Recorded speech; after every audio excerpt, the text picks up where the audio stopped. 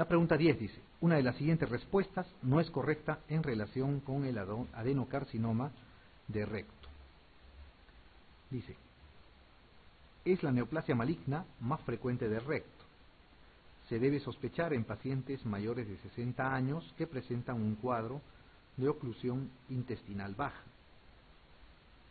C. Si se localizan en el tercio inferior del recto, está indicada la realización de una amputación abdominoperineal y colostomía permanente. Los localizados en el tercio inferior pueden tratarse mediante resección anterior de recto. Se ha demostrado que la aplicación de radioterapia perioperatoria aumenta la supervivencia.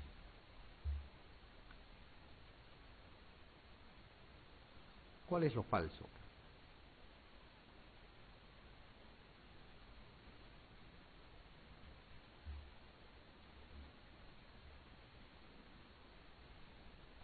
A ver, es la neoplasia maligna más frecuente de recto, ¿será o no? La neoplasia más frecuente maligna de recto, dice, ¿no es cierto? El cáncer colorectal, así se define, normalmente el más frecuente es el adenocarcinoma. ¿Okay? Eso es cierto. Se debe sospechar en pacientes mayores de 60 años que presentan un cuadro de oclusión intestinal baja. Bueno, sí, pues, ¿no? Todo paciente adulto mayor que tenga obstrucción intestinal baja hay que sospechar de un cáncer colorectal, ¿no? De recto o de colon terminal, eso también es cierto. A ver, dice la E, ¿no? La C.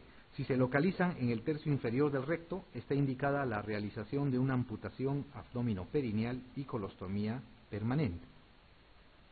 La D dice, los localizados en el tercio inferior pueden tratarse mediante resección anterior de recto.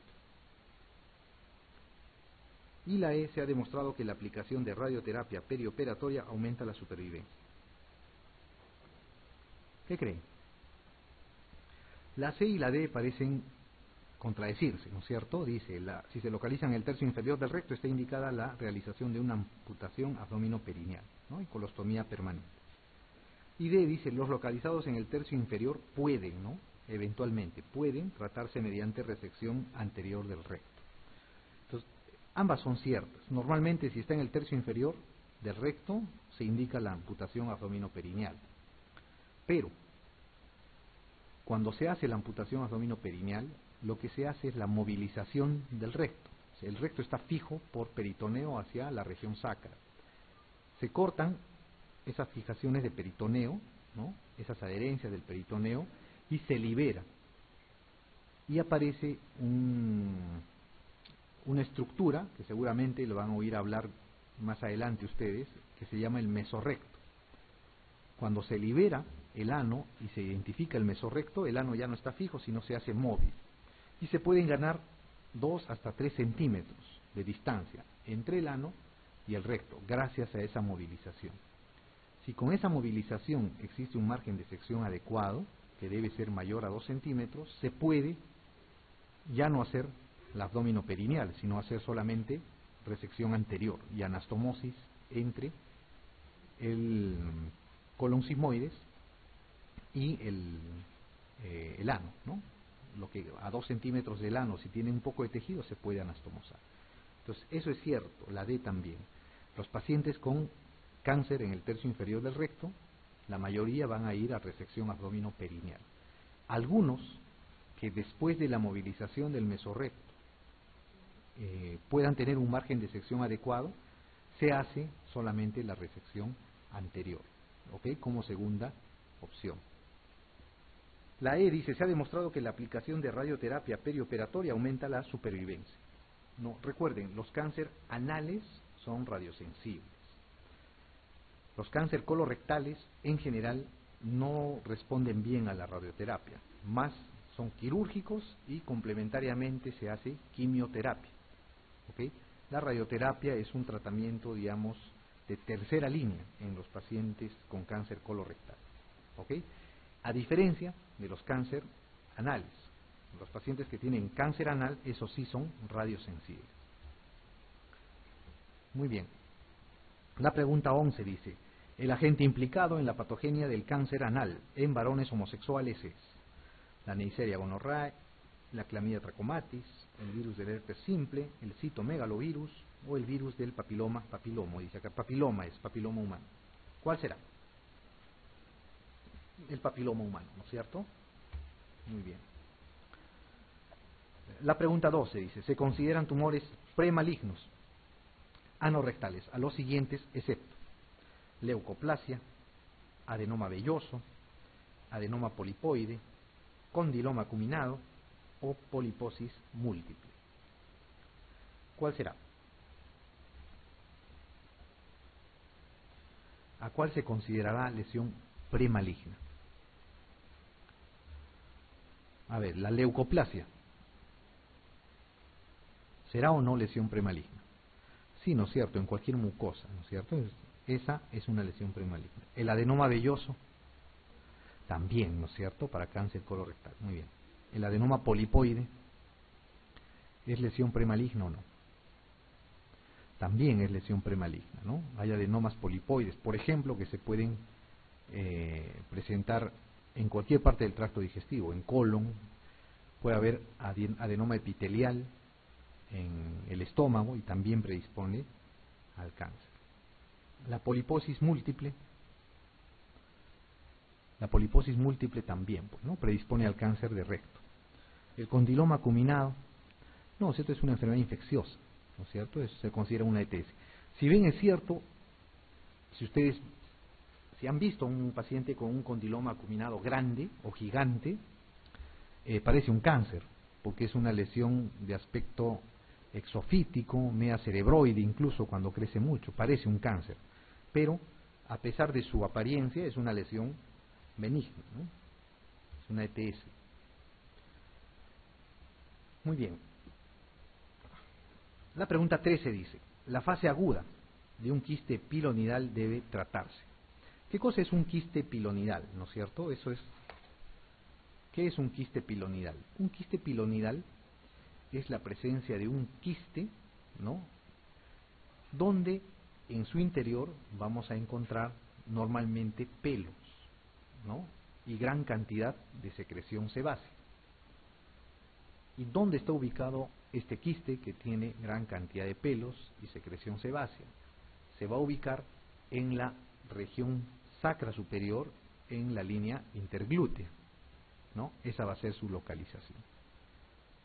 Ahora, este quiste pilonidal es un quiste que generalmente va a hacer o va a producir síntomas entre la segunda y la tercera década de la vida, antes no tanto. ¿Qué puede producir?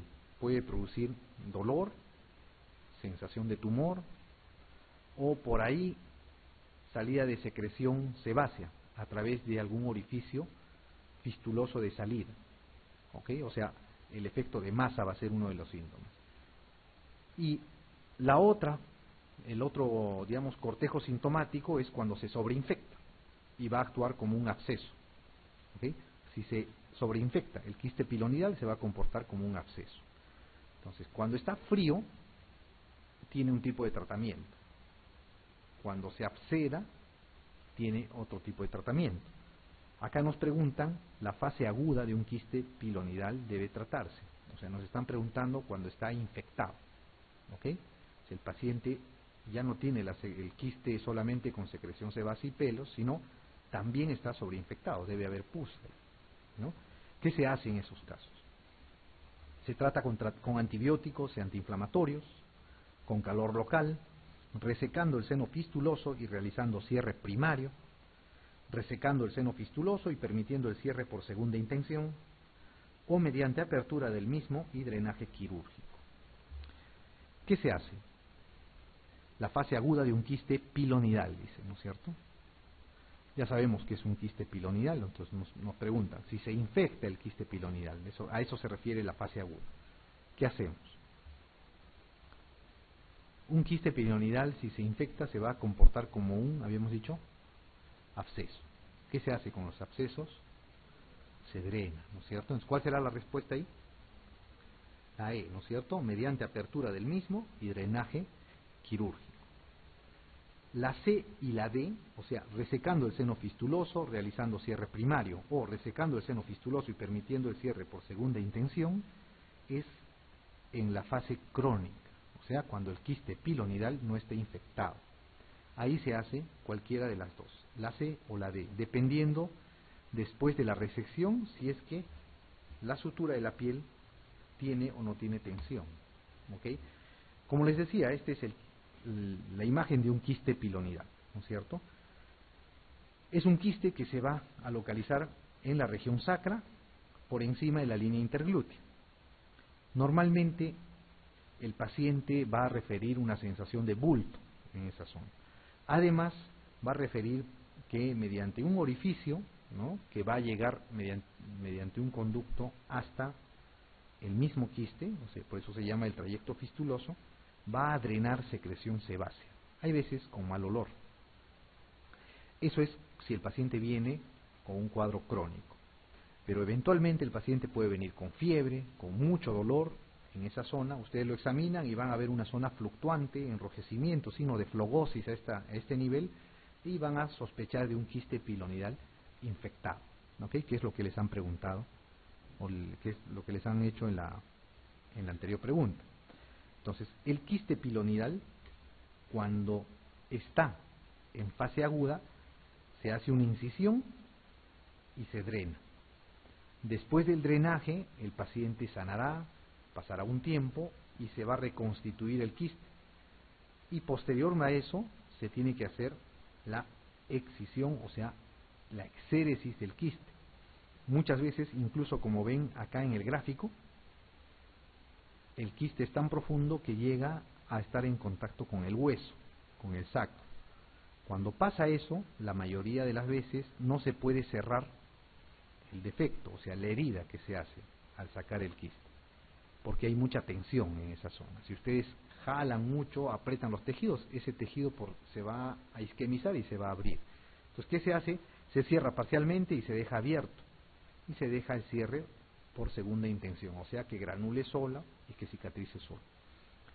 Recuerden, el quiste pilonidal puede tener dos formas de tratar. Si está agudo, se comporta como un absceso y hay que drenarlo nada más. Y si está en estadio crónico, no está infectado, hay que hacer la exéresis del quiste en su totalidad. Esta es la imagen de una cirugía de un quiste pilonidal, ¿no es cierto?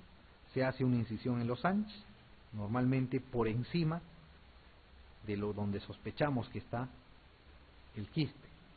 Este orificio que ven acá es el orificio fistuloso. Muchas veces el orificio fistuloso no está justo por encima, como en este caso, del quiste, sino el quiste está más arriba y tiene su trayecto hacia la parte inferior, o incluso puede estar más abajo y tiene un trayecto hacia la parte superior. Por eso, antes de operar, estos pacientes deben tener una imagen o estudios de imágenes, ¿no?, radiografías con contraste o fistulografías, tienen que tener tomografías o ecografías para ver a qué altura se encuentra el quiste, a qué profundidad, ¿ok?, para según eso planear la cirugía.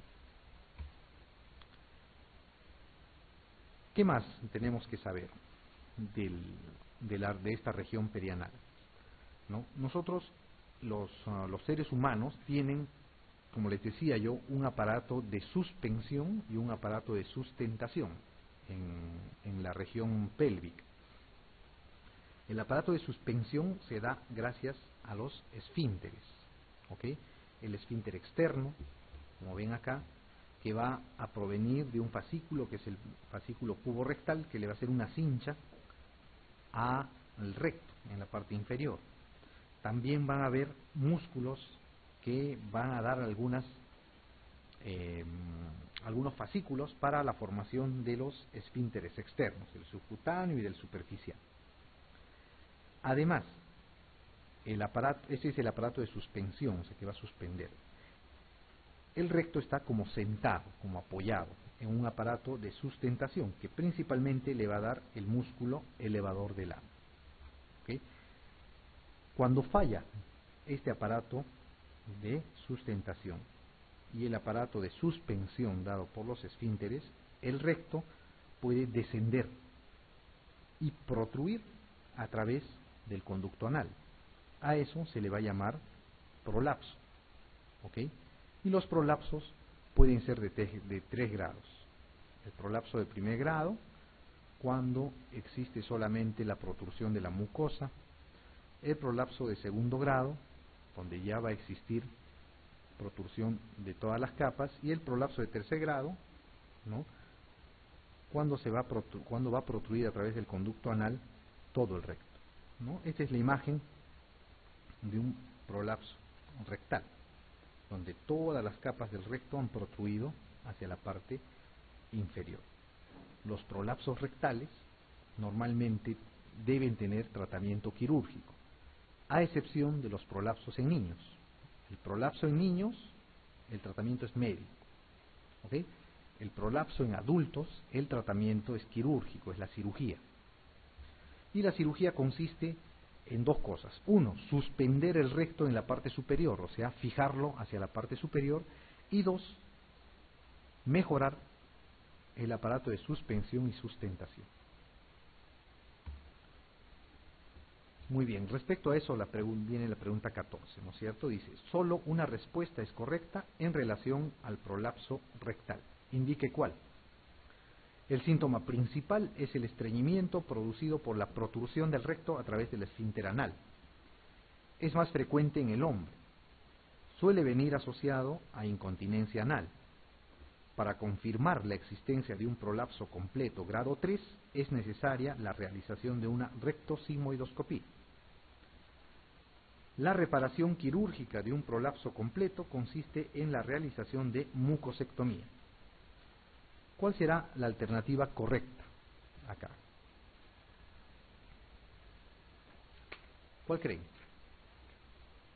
A ver, vayamos. Dice, el síntoma principal es el estreñimiento producido por la protrusión del recto a través del esfínter anal. Los pacientes que tienen prolapso serán estreñidos, o sea, tendrán dificultad para defecar, o tendrán lo contrario, incontinencia, ¿no? Los pacientes que tienen prolapso por el mismo que el aparato de suspensión, de sustentación, los esfínteres, no son competentes para retener el recto, obviamente menos competencia van a tener para la incontinencia. Estos pacientes, el principal síntoma no es el estreñimiento, pues, ¿no?, sino la incontinencia, ¿ok? La incontinencia fecal. Muy bien. Es más frecuente en el hombre. ¿Será o no? Esto es falso, ¿no es cierto? Porque es más frecuente en la mujer. ¿Ok? ¿Por qué es más frecuente en la mujer? Es más frecuente en la mujer porque es más frecuente en traumatismos, ¿ok? En daños, cuando existe daño de los esfínteres. Y normalmente la mujer, cuando da a luz por vía vaginal, puede tener eventualmente cierto grado de daño de los esfínteres, ¿ok? Peor aún si es que hay algún problema de desgarro perineal durante el parto. Por eso es más frecuente en las damas, ¿ok? Y especialmente de mayor edad, ¿ok? En las jóvenes no se ve por lo general el prolapso, sino en pacientes que superan la 6ª década de la vida. Suele venir asociado a incontinencia anal, ¿cierto o falso?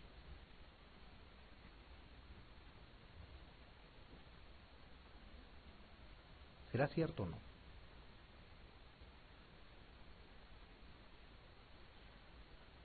Habíamos dicho que es el síntoma principal, pues, ¿no es cierto? El síntoma principal es la incontinencia, ¿no es cierto? Los pacientes que tienen prolapso normalmente van a tener incontinencia. Obviamente, si tienen prolapso de grado 3, cuando todo el recto está fuera, además de la incontinencia va a haber la sensación de bulto. Pero los pacientes que tienen prolapso de grado 1 o grado 2, puede no ser muy llamativa la sensación de bulto, de prolapso, pero sí va a haber incontinencia. Dice, para confirmar la existencia de un prolapso completo de grado 3 es necesario la realización de una rectosigmoidoscopía. ¿Será cierto o no? En el grado 3, cuando hay grado 3, el recto está totalmente afuera, ¿ok? O sea, ustedes dicen al paciente, puje, cuando puja todo el recto se sale, ¿ok? Entonces no necesitan ninguna prueba para hacer el diagnóstico de un prolapso a ese nivel, a ese grado. En el prolapso de grado 1 solamente protruye la mucosa y no va a protruir nada más. En el prolapso de segundo grado, hay veces no hay prolapso de mucosa y hay veces el paciente puja y no protruye, pero es un prolapso, una invaginación en la parte superior del recto, ¿no? Está iniciándose el prolapso recién, ¿no? El prolapso total. En esos casos, en el grado 2 está indicada la rectosigmoidoscopía. Muy bien. La E dice, la reparación quirúrgica de un prolapso completo consiste en la realización de mucosectomía. A ver, un prolapso completo significa que todo el recto sigmoides o todo el recto está prolapsado, ¿no es cierto? A ese paciente que tiene todo el recto prolapsado, ¿le sacarán solo la mucosa? No, no es cierto. El tratamiento en esos casos es la promontofijación o la fijación, la resección de esa zona prolapsada más el tratamiento de los esfínteres, ¿no es cierto? Entonces, la reparación quirúrgica de un prolapso completo, mentira, ¿no? Consiste en la realización de mucosectomía. La mucosectomía está indicado en los prolapsos de grado 1 o en el prolapso de mucosa, también es el otro nombre. ¿Okay? En esos casos, en el prolapso incompleto o prolapso de mucosa, se hace la mucosectomía.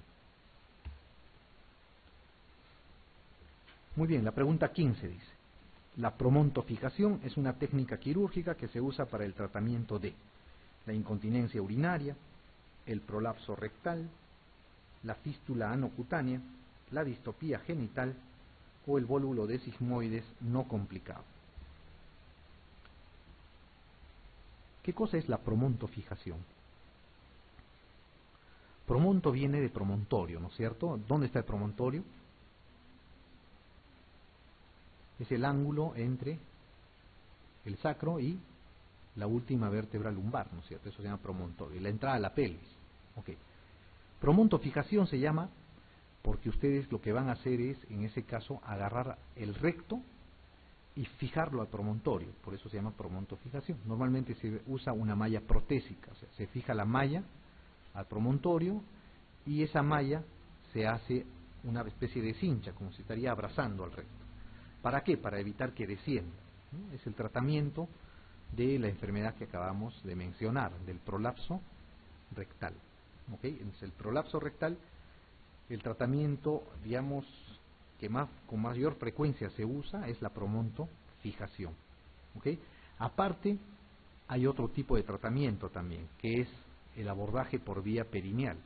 Cuando se hace el abordaje por vía perineal, se reseca lo que ha prolapsado, o sea, se saca la parte prolapsada y se anastomosa al tejido que queda dentro de la pelvis o dentro del recto.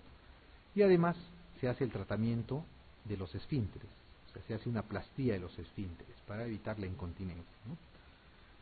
Lo que les pueden preguntar sobre el tratamiento es la promontofijación, ¿no? ¿Qué cosa se hace en la promontofijación? Se fija el recto al promontorio mediante una malla protésica, ¿no es cierto? Una prótesis.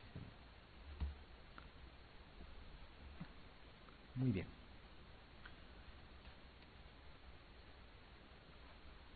Vamos a empezar a hablar de lo que son las hernias ahora, ¿no? Las hernias es un capítulo muy grande en cirugía. No vamos a pretender hacer ahora todo el capítulo de las hernias y que lo entiendan de manera indubitable, pero sí nuestro objetivo con la clase de hoy día es identificar puntos específicos que preguntan en los exámenes de residentado y son importantes porque tienen importancia en el tratamiento quirúrgico, en la clínica, en el tratamiento clínico hablo, o en la clasificación. ¿Ok? Entonces, esos puntos es lo que vamos a enfatizar. Entonces, la hernia, ¿qué cosa es? Por definición, la hernia es la protrusión del contenido intraabdominal a través de un orificio natural. ¿Ok? Protrusión del contenido intraabdominal a través de un orificio natural. Esa es la hernia. La diferencia con la eventración es que el orificio ya no es natural, sino es por una cicatriz antigua. ¿Ok? Esa es la diferencia con la eventración. Su definición o la definición de la eventración es la protrusión del contenido intraabdominal a través de una cicatriz previa o una línea de sutura anterior, ¿ok? Ya no es por un orificio natural, sino por una incisión hecha por el cirujano, ¿ok? Entonces las eventraciones nacen o se localizan en cirugías previas. ¿Y cómo se va a desarrollar una hernia? ¿No? Hablando de la hernia, normalmente vamos a tener, más que un defecto, un orificio natural. Este orificio natural, sea en el ombligo, en las ingles, en la región lumbar, en el epigastrio, etcétera, ¿no? En los lugares donde se localizan las hernias, vamos a tener que puede estar débil. Hay una debilidad alrededor de este orificio natural, un defecto. Entonces, ¿qué pasa? El aumento de la presión intraabdominal debido a muchas causas, obesidad, ¿por qué? Porque va a aumentar, así como aumenta la grasa fuera del cuerpo, dentro del abdomen va a aumentar la grasa, el epíplon va a ser más grande, la grasa mesentérica va a aumentar en volumen, va a aumentar la presión intraabdominal. Pacientes tosedores crónicos, pacientes que tienen bronquitis crónica, pacientes asmáticos mal controlados, van a tener aumento de la presión intraabdominal, ¿no? Por tos crónica. Pacientes que tienen alguna obstrucción al orinar o al defecar, pacientes con hipertrofia prostática de larga evolución, que pujan para miccionar, pacientes estreñidos, que pujan para defecar. Cualquier patología que aumente la presión intraabdominal, que haga que el paciente esté en constantes maniobras de Valsalva, va a hacer que aumente la presión intraabdominal y este defecto en un orificio natural empiece a aumentar, ¿no? Conforme empieza a aumentar, el contenido dentro del abdomen va a empezar a protruir a través de este defecto. Y en ese momento es en el cual el médico puede palpar esa tumoración que va a salir a través de ese orificio. Y normalmente va a producirse a la maniobra de Valsalva, cuando el paciente puja, si tose, si estornuda, etc. ¿Ok? En general las hernias, el fenómeno herniario, cuando protruye y uno lo palpa, vuelve a reducirse, ¿ok? Se reduce. Puede existir el caso en que el contenido dentro del abdomen protruye a través del orificio del defecto y se queda dentro de lo que es el saco, o sea, dentro de la cavidad de la hernia. Y no se puede reducir, es imposible volver a meterlo. Entonces se queda atrapado, queda encarcelado el ácido intestinal o el contenido del abdomen, y a eso se le llama la hernia encarcelada, ¿ok? Por esa razón. Si además este contenido no es posible de reducirlo y inicia un proceso de isquemia o tiene compromiso de su irrigación vascular, ¿ok? No le llega la suficiente cantidad de sangre, va a producirse isquemia y después necrosis, ¿ok? Cuando existe un compromiso vascular del contenido que está dentro del saco herniario, dentro de la hernia, se le llama la hernia estrangulada, ¿ok? Esa es la diferencia con la hernia encarcerada. La encarcerada no tiene compromiso vascular, la estrangulada va a tener compromiso vascular. ¿Qué otro concepto deben conocer, aparte de la hernia estrangulada e encarcerada? Es la hernia incoercible. La hernia incoercible es aquella que ustedes la reducen y espontáneamente, sin que el paciente se mueva, puje o ponga rígido o aumente la presión intraabdominal, el contenido vuelve a salir. Lo vuelven a reducir, el paciente estando en reposo sin hacer nada, otra vez la hernia se vuelve a formar. A eso se llama la hernia incoercible, ¿ok? Entonces acuérdense, hernia estrangulada, hernia encarcerada y hernia incoercible. Muy bien. La pregunta 16 dice: indique cuál de estos factores no predispone a la aparición de hernias. Obesidad, prostatismo, hipertensión arterial, tos crónica o estreñimiento. ¿Cuál será? ¿La obesidad implicará o no un mayor riesgo? Sí, ¿no es cierto? Aumenta la presión intraabdominal y también, ¿no? El obeso en general es un paciente sedentario, ¿verdad? Al ser un paciente sedentario, la musculatura no es la adecuada. Las paredes abdominales, la pared abdominal es más flácida, hay más posibilidades de que haga una hernia. El prostatismo también, ¿no es cierto? Porque va a ser un paciente pujador. La hipertensión arterial no tiene nada que ver, ¿no es cierto?, con las hernias. La hipertensión arterial no es un factor de riesgo o predisponente a la aparición de hernias. La tos crónica sí, el estreñimiento también.